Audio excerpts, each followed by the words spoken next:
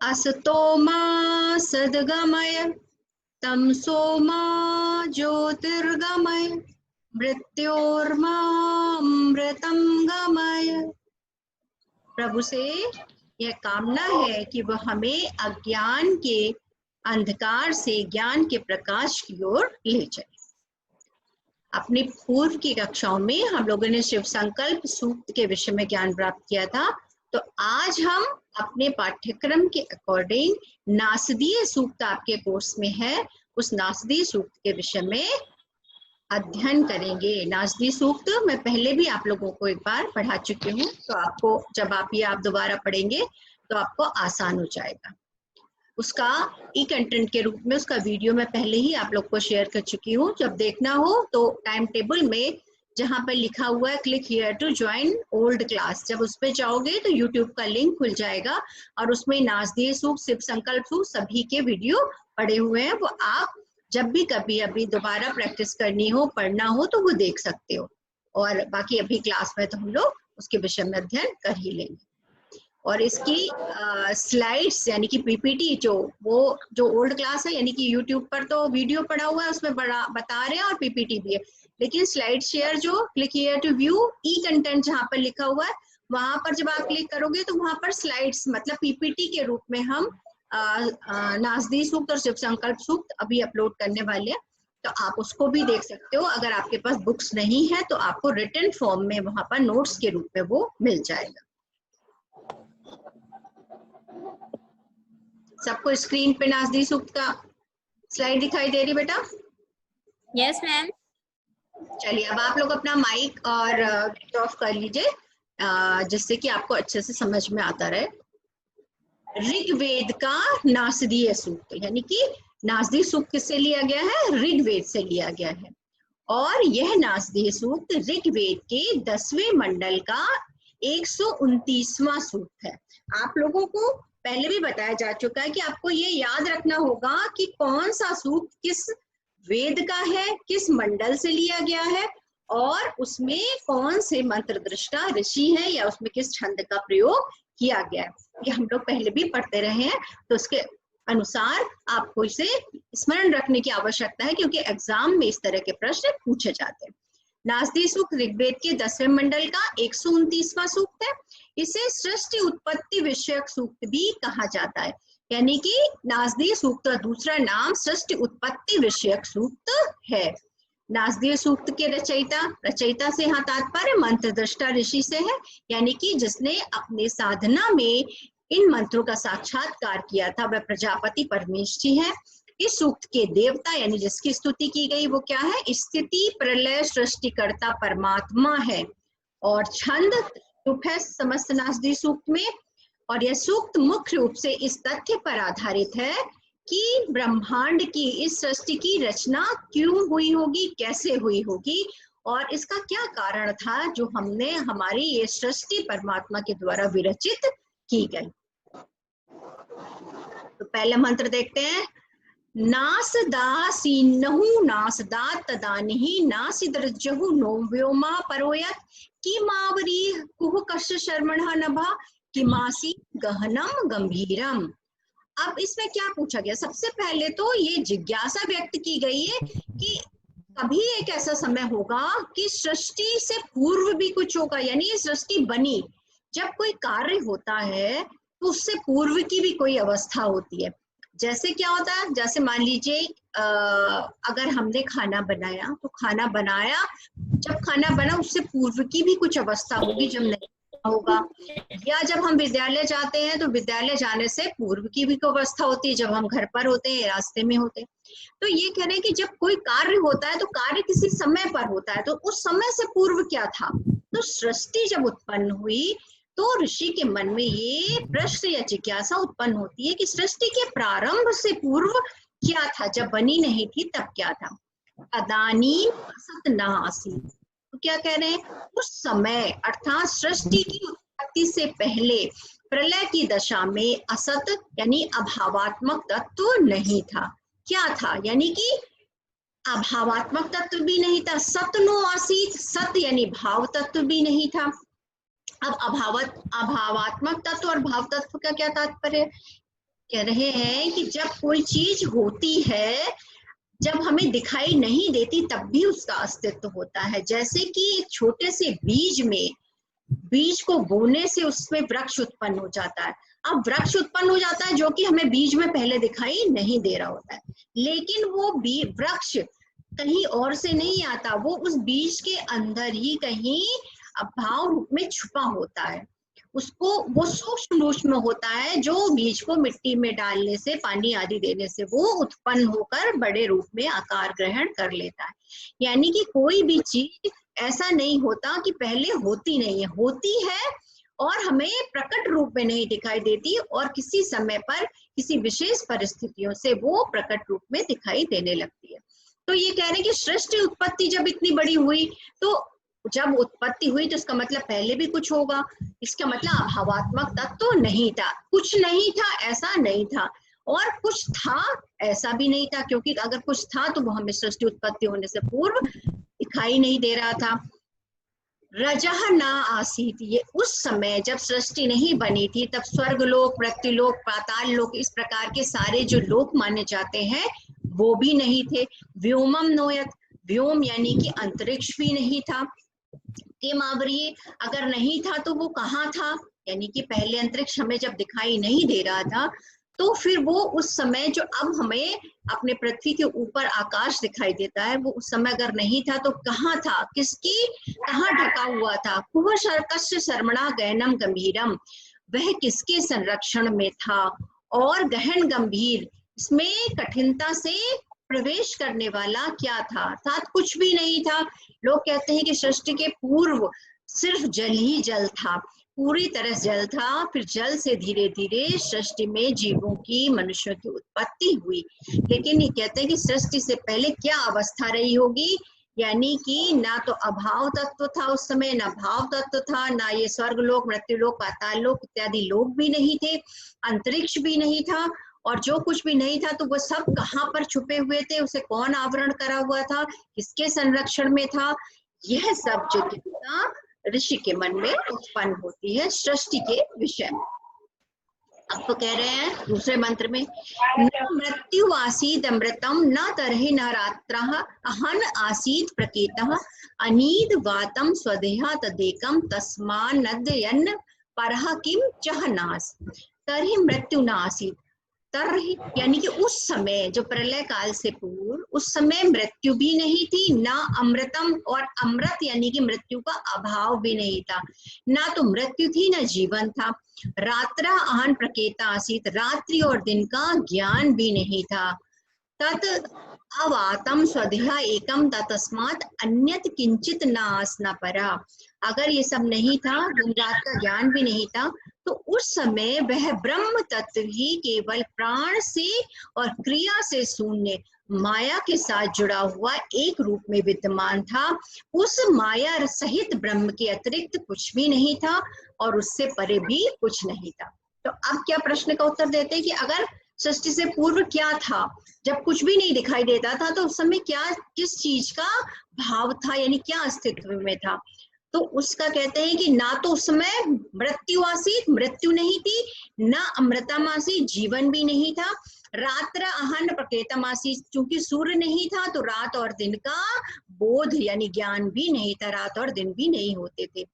अदीद वाता स्वधा तदेकम तस्माद धान्य न परा किम चनास, कह रहे हैं कि सिर्फ उस समय प्राण और क्रिया से शून्य माया के साथ जुड़ा हुआ परम ब्रह्म ही विद्यमान था, और उससे परे कुछ नहीं था। अब ब्रह्म और माया, इसमें दो की बात की गई है। ब्रह्म किसको कहते हैं, जिसे हम किसी भी रूप में, चाहे हम ईश्वर कहते हैं, परम ब्रह्म कहते हैं, परमात्मा कहते हैं, जिस भी रूप में हम मानते हैं कि एक अलौकिक परलौकिक शक्ति है जिसने इस सृष्टि को उत्पन्न किया है, तो कह रहे हैं कि वह ब्रह्म अपनी माया के साथ था। जब आपने दर्शन पढ़ा होगा, तो जैसे सांख्य पढ़ा होगा, तो उसमें पुरुष और प्रकृति दो की बात की गई है। तो कह रहे हैं पुरुष जो है वो, जिसे परम ब्रह्म कहा जा सकता है, वो निर्विकार है, उसमें विकार नहीं उत्पन्न होते, इच्छा नहीं आती। लेकिन एक होती है प्रकृति, जिसे माया कहते हैं, वो माया जो है उस सृष्टि को सृजन करती है। तो माया और प्रकृति और ब्रह्म एक साथ अविभाज्य रूप में उस समय सृष्टि उत्पत्ति से पूर्व थे, उससे परे और कुछ भी नहीं था। यानी कि ब्रह्म था और वो माया से संयुक्त था, और माया ने तब तक सृष्टि का सृजन नहीं किया था। और इसके बाद उस माया ने एको अहम बहुश्यामी, इस तरह का एक ब्रह्म के अंदर जिज्ञासा होती है, एको अहम बहुश्यामी, मैं एक हूँ बहुत हो जाऊं, और इस प्रकार सृष्टि की उत्पत्ति होती है। तो इस मंत्र में बताया गया है कि सृष्टि की उत्पत्ति होने से पूर्व न मृत्यु थी, न अमृत था, रात दिन का ज्ञान भी नहीं था, केवल एकमात्र क्रिया से शून्य और अपनी माया से जुड़ा हुआ माया के रूप में अविद्यमान ब्रह्म उस समय एकमात्र उपस्थित था। तीसरा मंत्र, तम आसीत तमः गूढ़ अग्रे सलिलम सर्वमः इदं तुच्छेदः अभ्यपहितं तद यदः शीतस्य महिमा जायकेतम। अग्रे तमसः गूढ़म तमः आसीत। सृष्टि के उत्पन्न होने से पहले अर्थात प्रलय की अवस्था में वह जगत अंधकार से आच्छादित था। प्रलय किसे कहते हैं? सृष्टि जब समाप्त होती है, ऐसे कहते हैं कि सृष्टि जब एक समय ऐसा आएगा जब सृष्टि को समाप्त होना होगा, वो प्रलय की अवस्था होगी। उस समय सब कुछ नष्ट हो जाएगा, सिर्फ जल ही जल बचेगा। तो सृष्टि जब ये समाप्त होगी तब भी प्रलय की अवस्था होगी, और जब ये सृष्टि उत्पन्न नहीं थी वह भी प्रलय की अवस्था थी। तो कह रहे हैं कि सृष्टि उत्पन्न होने से पहले अग्रे, अग्रे माने पूर्व में, किसके पूर्व में? सृष्टि उत्पत्ति होने से पूर्व में तमसः गूढ़म तमम आसीत, अंधकार से, अज्ञानता से युक्त गूढ़, बहुत ही गहन, तम माने अंधकार था। उस समय ना तो प्रकाश था क्योंकि सूर्य नहीं था, कुछ भी नहीं था, दिन रात नहीं थे, तो गूढ़ तमः आसीत, अज्ञान से युक्त सिर्फ जगत अंधकार से आच्छादित था। अप्रकेतम इदम सर्वम सलिलम, और तमस रूप में विद्यमान यह संपूर्ण जगत सलिल यानी जल के रूप में विद्यमान था, सर्वत्र जल ही जल था। अप्रकेतम यानी अंधकार से, जिसमें प्रकाश नहीं है, अंधकार से युक्त, इदम यह सृष्टि, सर्वम जलम, इसमें समस्त जल ही जल चारों ओर व्याप्त था। आभि तुच्छेन अपहितम आसीत तत् एकम तपम तपस महिमा आयात, अर्थात उस समय कार्य और कारण दोनों एक रूप में विद्यमान थे। यह जगत है, यह व्यापक एवं निम्न स्तरीय अभाव रूपी ज्ञान से आच्छादित था, इसलिए कारण के साथ कार्य एक रूप होकर जगत ईश्वर के संकल्प की महिमा से उत्पन्न हुआ। अब थोड़ा दार्शनिक बात है, इसको आप लोग ध्यान से समझिए कि क्या कहना चाह रहे हैं। आपने दर्शन में पढ़ा होगा, जब दर्शन का कोई पेपर पढ़ते हैं तो हमें बताया जाता है कि कार्य और कारण दो चीज होती है।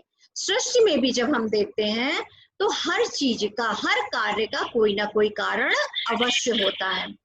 कार्य होता है तो कारण होता है, कारण होता है तो उसका कार्य अवश्य होता है। जैसे कैसे कि अगर बारिश हुई है, बरसात हुई है, तो बारिश का कारण बादल होते हैं, तो बादल रहे होंगे, यानी कि बादल वर्षा का कारण है और वर्षा जो बादल का कार्य है।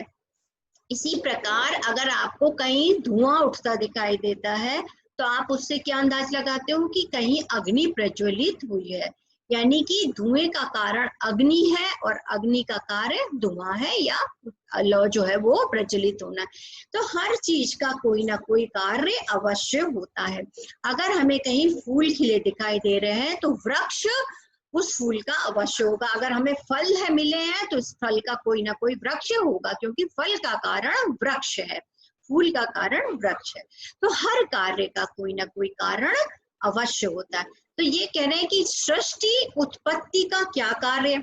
सृष्टि तो कार्य हो गया। अब सृष्टि रूपी इतना बड़ा जो कार्य है, काम हुआ है, सृष्टि बनी है, तो उसका कोई ना कोई कारण तो अवश्य रहा होगा। तो क्या कारण था वो?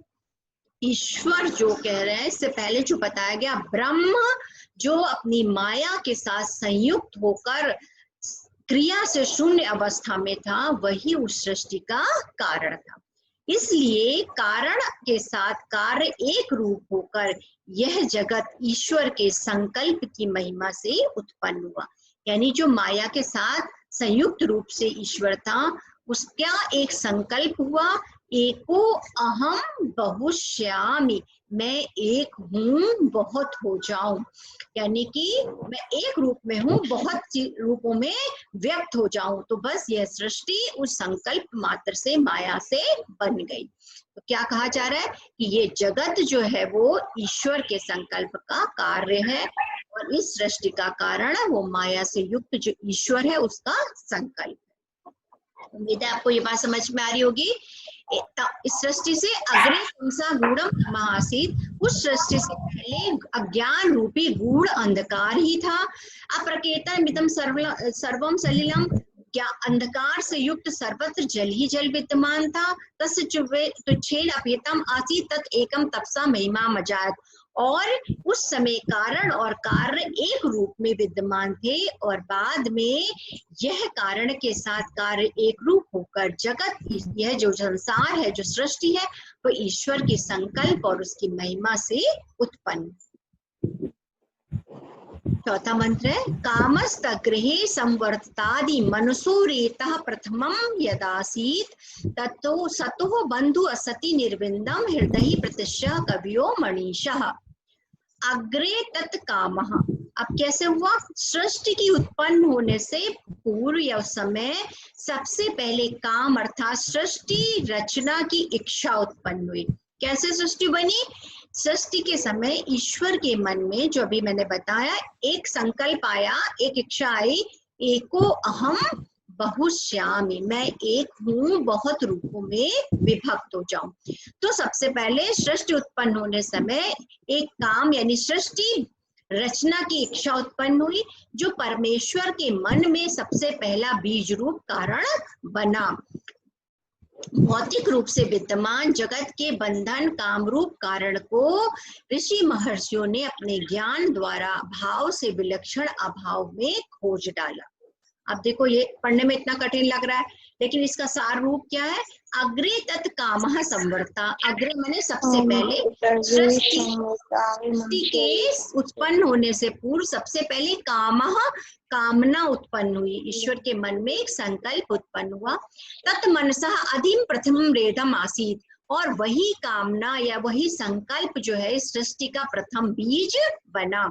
सतः कवियः मनीषा, इस चीज को कि यह ईश्वर के संकल्प से उत्पन्न हुआ है, यह जो सृष्टि उत्पत्ति का कारण है, यह कवियों ने, मनीषी गणों ने, ऋषियों ने अपने ज्ञान द्वारा, अपने साधना में इस ज्ञान को खोज लिया, यानी कि भाव से विलक्षण अभाव में खोज डाला।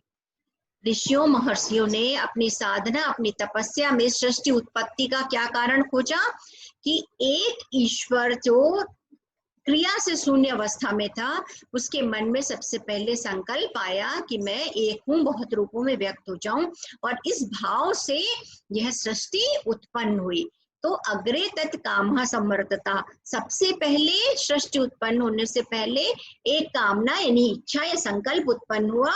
आदि प्रथमम रेतम आसीत, और वही संकल्प सृष्टि का प्रथम कारण बना या बीज बना।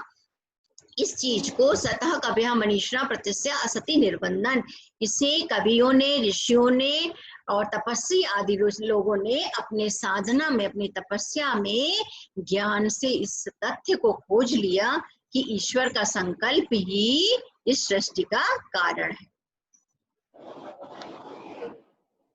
अब कह रहे हैं कि अच्छा चलो संकल्प हुआ, सृष्टि भी बन गई, लेकिन फिर कैसे क्या हुआ? तिरश्चीनो विततो रश्मि रेधा अधः स्वदीनासिद उपरि सुदिनः अत रेतोधा आसन्न महिमाना आसन्न स्वदेहा अवस्था प्रयति परस्तात् एशान रश्मि विततः तिरश्चीन। जो पहले के मंत्रों में बताया गया है कि कामना से, ईश्वर की इच्छा से यह सृष्टि उत्पन्न हुई, तो वह सृष्टि बीज कारण को सूर्य के किरणों के समान व्यापकता उसमें जो विद्यमान थी, जो सृष्टि बनी, वह सबसे पहले क्या तिरछी थी, मध्य में थी, अंत में थी? क्या यह तत्व नीचे था, क्या ऊपर विद्यमान था? यह सर्वत्र समान भाव से भाव उत्पन्न था, या उत्पन्न जगत के पदार्थ कुछ बीज रूप कर्म को धारण करने वाले आकाश आदि महान रूप में, प्रकृति रूप में विद्यमान था। क्या प्रश्न कर रहे हैं? जब सृष्टि बनी, एशाम रश्मि वितता तिरश्चीन, जब इसकी रश्मि माने किरणें फैली तो वह पहले तिरछी थी, जैसे सूर्य की किरणें तिरछी चलती हैं, क्या इसकी किरणें तिरछी थी? अधा स्वतः आसीत, क्या वह नीचे स्थित थी? ऊपर स्थित आसन, क्या वह ऊपर स्थित थी? महिमान आसन स्वधा अवस्थात प्रवति, ये सब चीजें कहाँ स्थित थी? यह सर्वत्र समान भाव से उत्पन्न था, या इस उत्पन्न जगत में कर्म को धारण करने वाला या आकाश आदि महान तत्व कहाँ था? फिर वह प्रश्न जो जिज्ञासा सृष्टि उत्पत्ति होने से पूर्व हुई थी कि किसने उत्पत्ति की, तो ये हुआ कि ईश्वर या ब्रह्म के संकल्प से उत्पन्न हुई। अब ये कह रहे हैं जब उत्पन्न हुई तो कैसी थी? तिरश्चीनो, तिरछी थी। रस्ती श्याम रेधा, जैसे सूर्य के किरणों के समान ये तिरछी थी, या अधा नीचे उत्पन्न हुई, या ऊपरी यह ऊपर थी। ये जो आकाश आदि महत तत्व होते हैं जिनसे सृष्टि बनती है, वह कहाँ पर स्थित थे और किसकी महिमा में थे? यह प्रश्न पुनः ऋषि के मन में उत्पन्न होता है। तो अब इसका उत्तर देते हुए क्या कहते हैं? को आद्यः वेदः कः इव प्रवोचत कुतः अजातः कुतः इयं सृष्टि अवर्ग्यः देवा अस्य विसर्जना नाथा को वेद यत् आबभूव कः अद्यः वेदा। ये जो प्रश्न मन में उत्पन्न हो रहे हैं कि जब उत्पन्न हुई सृष्टि तो वो तिरछी थी, कैसे थी, बीच में थी, सबसे पहले क्या बना, ये कहा अद्यः वेदा, कौन इस बात को जानता है? कहा इव प्रवोचत, कौन इस बारे में बता सकता है? इयं सृष्टि कुतः अजाता, यह सृष्टि किस प्रकार से उत्पन्न हुई, कैसे हुई? देवः अस्य विशिष्टा, देवतागण भी इससे बाद के हैं, यानी वो भी बाद में आए, तो उससे अपने पहले सृष्टि कैसे बनी ये नहीं बता सकते। अतः कहा वेदा यत व अभू, अतः ऐसा कौन है जो ये सही से जानता है कि यह सारा संसार किस कारण से और कहाँ से उत्पन्न हुआ, उसके उत्पत्ति होने का स्वरूप क्या था प्रारंभ में, यह कौन जानता है? को आद्यः वेदः, कौन इसके विषय में, आद्य माने प्रारंभ में इसका वास्तविक स्वरूप क्या था, वेदा कौन जान सकता है? यह वह प्रवोचक, कौन इसके विषय में बता सकता है? कुतः इयं सृष्टि, की सृष्टि कहाँ से उत्पत्ति हुई, कैसे उत्पत्ति हुई, कैसे बनी? अवर्ग्यः देवा अस्य विसर्जना था, जो देवतागण है वह भी इस सृष्टि के उत्पन्न होने के बाद के, यानी कि जब सृष्टि उत्पन्न हुई तभी देव मनुष्य बने, उससे पहले देवता बने। तो कह रहे देवता भी सृष्टि के बाद ही बने, तो फिर वो भी नहीं जानते कि सृष्टि कैसे प्रारंभ में कैसे हुई, उत्पन्न हुई होगी। को वेदा यताभू, इसलिए ये सारा संसार कैसे उत्पन्न हुआ कौन जानता है?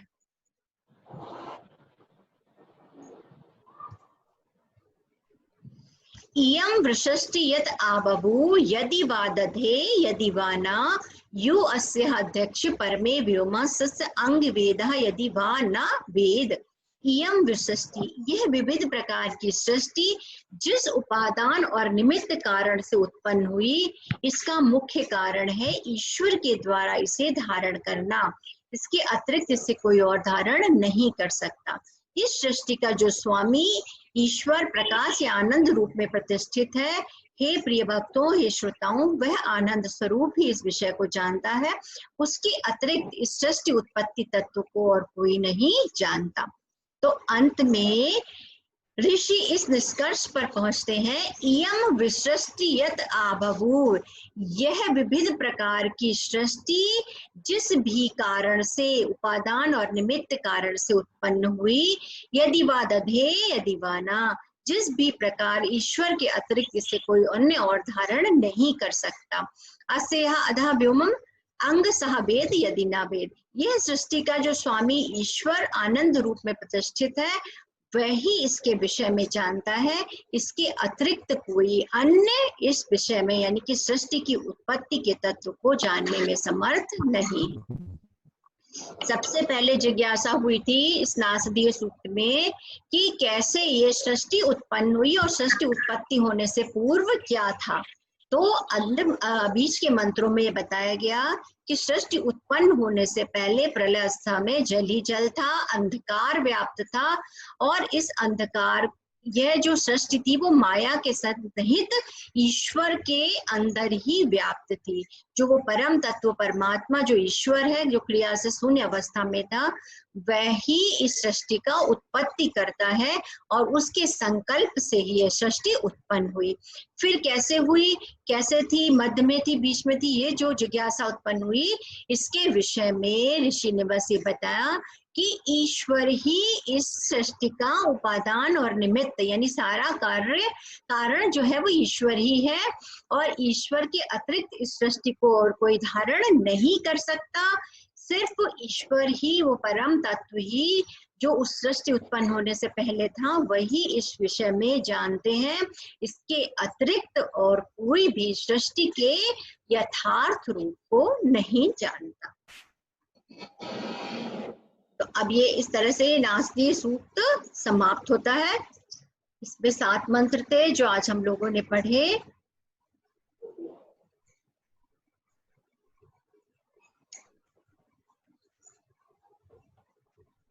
इसकी स्लाइड्स आपको शेयर कर दी जाएगी बच्चों।